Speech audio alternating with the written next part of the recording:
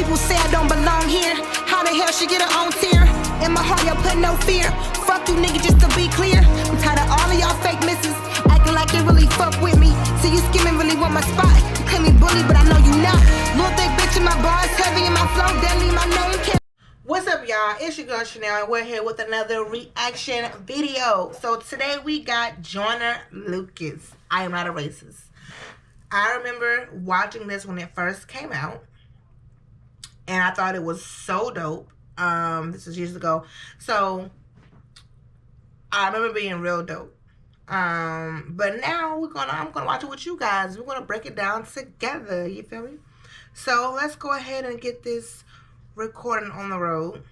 The Be Hot. This was the first thing I've heard about Joyner Lucas. I know what the man looked like or nothing until recently. Y'all know I'm behind a little bit, so don't judge me. I done 2 reactions on his Devil's. It was Devil's something, but 2 of them. It was 2 of them. Okay, he's pretty dope. I ain't gonna lie.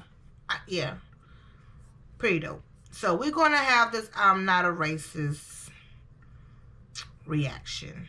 With all due respect, I don't have pity for you black niggas. That's the way I feel. Screaming Black Lives Matter, all the black guys rather be deadbeats than pay your bills. Yelling nigga this and nigga that. Call everybody nigga and get a nigga mad. As soon as I say nigga, then everyone react and wanna swing at me and call me racist cause I ain't black. Listen, you just can't do it. I don't understand the whole logic of why certain white folks want to say the word nigga with the ER at the end. A lot of times we have a huge problem with the ER. You know where it comes from. You know what it means. So if I hear you say it, I'm going to take it as disrespect. Period. Now you got some guy, people want to try to break it down. Well, it's the A at the end. And don't ever think you that cool with me that it's okay to say that. If you white. It's just something that in your culture you just can't do. All right, it's some things in cultures that other people just can't do, and for ours that's just one of them. And why do you want to do it? Why do you want to be accepted so bad in saying it? Okay, every culture has one. Everyone has one. Okay, so and if you come at me, around me, near me saying that, I'm going to take it as disrespect because you know you come from with it. You know where it comes from. You know how disrespectful it is. So just not do it. Yeah, you might hear me say it. I done slipped up and said it plenty of times on this channel. But it's me. And if I want to say it, I'm going to say it. I'm not going to not say it because I don't want you to say it because you ain't me and I ain't you. And that's just what it is. Pound that then. Talking about slavery like you was around back then. Like you was picking cotton off the fucking ground back then. Like you was on the plantation getting down back then. Alright. Look. I see a black man aiming his gun, but I'd rather see a black man claiming his son. And I don't mean just for one day and you done. I mean, you still trapped in a rut. And I work my ass off and pay my... I'm glad we're getting out of that.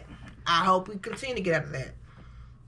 Because let's not act like we don't know where that came from with black men not taking care of their kids. There's plenty of them out here. So, I agree. I agree. And I really do feel like fathers out here, this generation coming up, is are looking at fatherhood more seriously. Yeah. More seriously. I do think, and I love to see it. I love to see, you know, young black men, older black men, whatever, just take responsibility for their kids. And I feel like that this generation is doing that because, you know, as far as my generation, because coming up without one, you know, shows you what harm that can do, what traumatizing memories and moments that creates for the child. And we're like, we don't want this with our kids, so we're going to be this way. And I'm glad that narrative is taking place. For what? So you can keep living on free government assistance, food stamps for your children, but you still trying to sell them for some weed and some liquor or a fucking babysitter while you party on the road because you ain't got no fucking goals? already late. You motherfuckers need to get your damn priorities straight. Wait, it's like you're proud to be fake, but you lazy as fuck. And you rather sell drugs and get a job and be straight. And then you turn around and complain about the poverty rate. Fuck out of my face. You can't escape problems. You can pray for some change, but can't break a dollar. Got nobody else to blame, so you blame Donald. They fucked the world with a Make America Great condom. My boy's been back. I'm not racist. My sister's boyfriend's black. I'm not racist. My sister-in-law's baby cousin Tracy got a brother and his girlfriend's black. Boy, shut the hell up. And I can't stand when I hear white people say this. I'm not racist. My sister's boyfriend is black. Okay, that's your sister boyfriend. That ain't you, fool. They don't prove nothing about you being racist or not. So shut up. You know, I'm sure him, because I've had to tell him before, I'm not racist. My son-in-law is. Okay, you cannot like your son-in-law. The hell? Like, what I gotta do with you? Is your husband black? Is your wife black? My head's in the cloud. Heard there's not enough jobs for all the men in your house. Maybe we should build a wall to keep the Mexicans out. Or maybe we should send them all to the ghetto for now. I'm not racist. And I never lied, but I think there's a disconnect between your culture and mine. I worship the Einsteins, studied the Steve Jobs, but you ride Tupac's dick like he was a fucking god. Oh my God.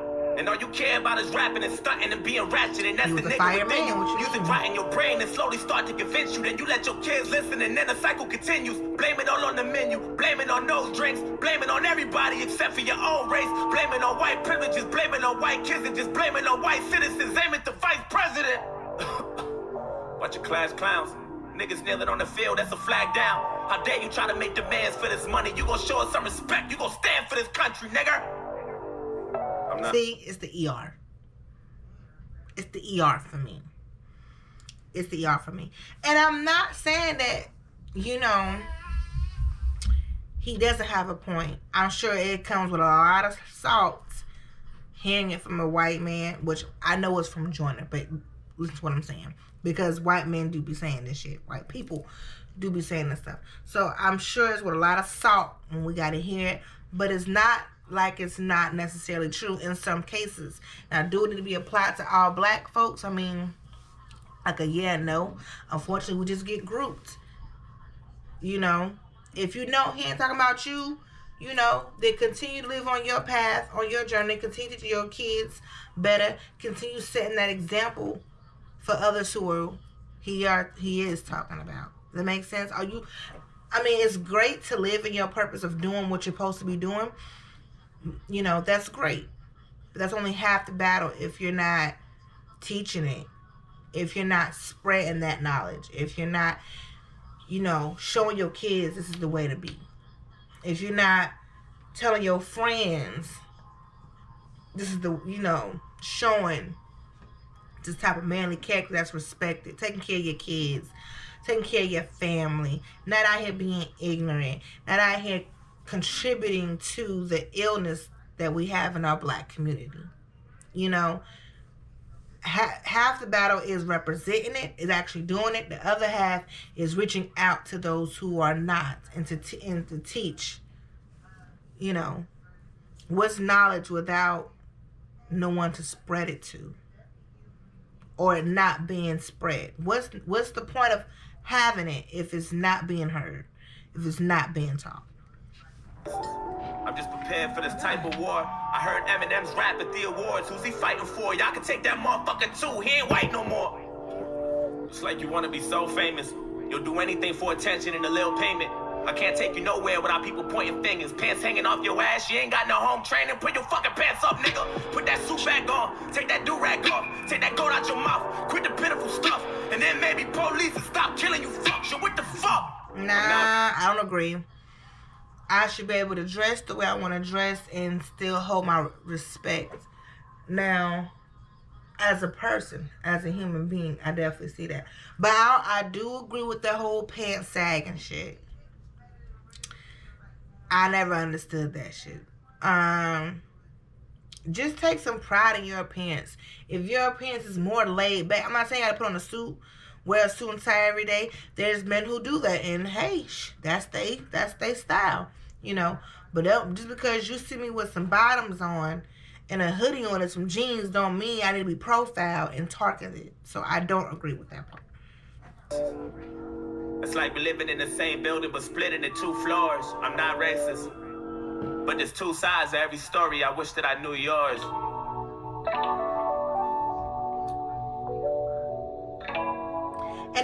And that's what it should be, right? Accepting that there's different way people see life, because everybody's experience is different. Everybody deals with situations differently. Everybody's grew up differently, and we're not asking. I'm sure this goes for every race who gets, profiled, targeted, whatever. It goes for everyone. Not asking like for a handout. Just understand that our story is different. What we go through is different. So understand our trauma and our response to trauma, our response to life. Understand how we got there. Understand. And if you choose to understand and still be ignorant to the shit, then I have a problem. But if you can truly understand and say, hey, I get why that traumatized you. I get why y'all act like this or think like this, or, I understand why you do certain things a certain way. And I'm not going to, trigger that. That's what we ask for. Y'all know where the N word comes from.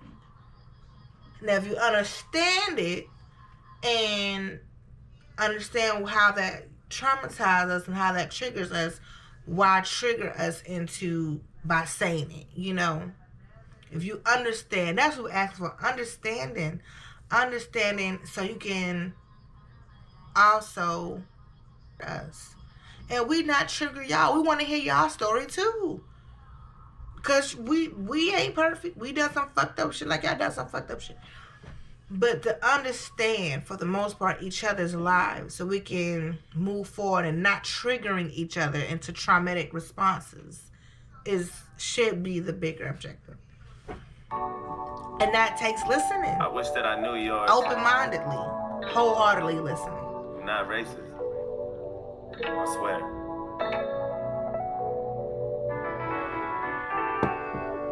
With all disrespect, I don't really like you white motherfuckers. That's just where I'm at. Screaming all lives matter is a protest to my protest. What kind of shit is that? And that's one thing. You know why we saying Black Lives Matter.